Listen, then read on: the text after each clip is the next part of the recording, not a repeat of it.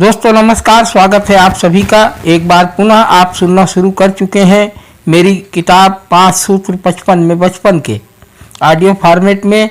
यह किताब आप हर दिन निरंतर सुनते आ रहे हैं। आज का विषय है, आप बच्चों के ट्रस्टी हैं, मालिक नहीं।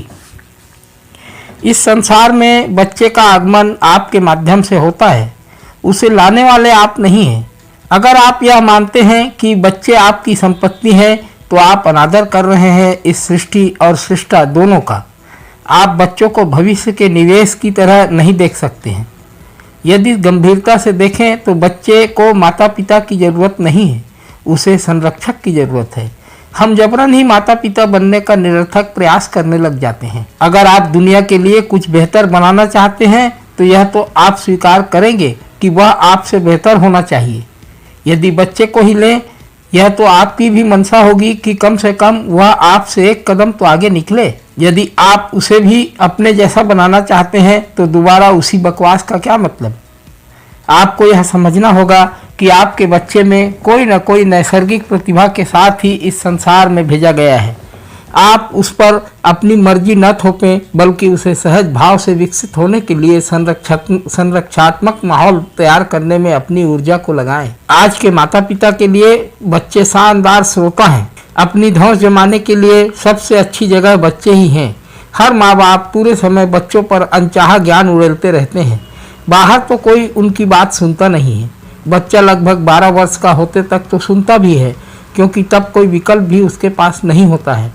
मगर उसके आगे तो सड़क पर नए मित्र भी मिल जाते हैं जो ज्ञान को मनोरंजक स्वरूप में प्रस्तुत कर रहे होते हैं, और यह उन्हें सुहाता भी है। हमें समझना होगा कि यदि हम अपने जीवन को आनंद और खुशहाली की यात्रा बनाना चाहते हैं तो बच्चों के जीवन में दखलंदाजी को न्यूनतम और अंततः समाप्ति तक लेकर जाएं। एक बच्चा जो 12 साल की उम्र तक राजा बेटा या रानी बिटिया थी, अचानक 13 और उससे आगे की उम्र में पहुंचते ही आपकी शिकायतें शुरू हो जाती हैं। आजकल के बच्चे किसी की सुनते ही नहीं। हमारे बच्चे बिगड़ने लगे हैं। कल तक तो आप गली गली गोहराते फिरते थे, मेला लाजा बेटा ऐसा है वैसा है और ना जाने कैसा कैसा है। फिर आज क्या बदल गया? कल तक बच्चा अपनी अबोध अवस्था में आपको इस धरती का सबसे बड़ा ज्ञानी पुरुष या महिला मानता था, किंतु जैसे ही वह 14-15 की उम्र में आता है, आपकी कलई खुल जाती है। बच्चा समझ जाता है कि उसका तुरुप का एक का जोकर है, क्योंकि अब तक तो उसने यही माना था कि दुनिया के हर सवाल का जवाब उसके मम्मी या पापा हैं। आपके व्यवहार और बातों से किशोरावस्था के बालक बालिका यह अनुमान लगा ही लेते हैं कि आप उन्हें अपनी संपत्ति की तरह बर्ताव कर रहे हैं, अनावश्यक रूप से अपनी मर्जी थोपने का यत्न कर रहे हैं।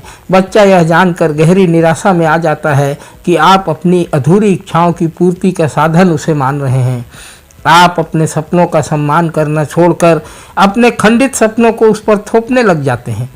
आपके बच्चे को अपना हक जताने वाले मालिक या चलते फिरते बॉस की ज़रूरत नहीं होती है अपने घर में, बल्कि वह दोस्ताना माहौल चाहता है जहां उसके अस्तित्व को स्वीकृति मिल सके।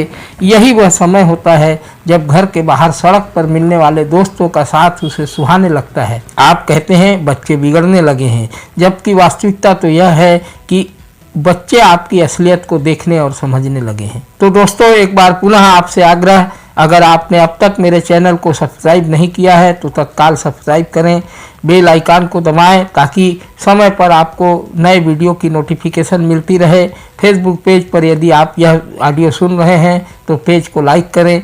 आज के लिए बस इतना ही। कल पुनः मुलाकात होगी। धन्यवाद।